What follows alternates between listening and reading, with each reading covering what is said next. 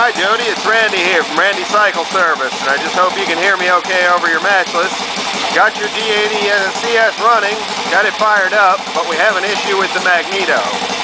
It runs pretty well at idle, it's got good oil pressure, everything's functioning fine, but when we try to give it any throttle, the ignition starts to die out and quit working.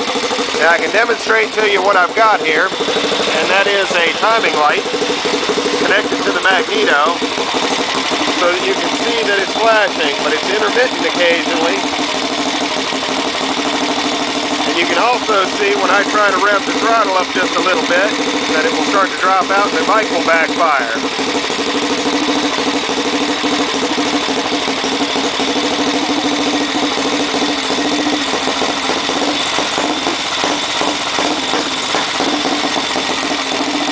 There you have it. That's what's going on with your Magneto. We're going to have to dig into that a little deeper and see what's going on.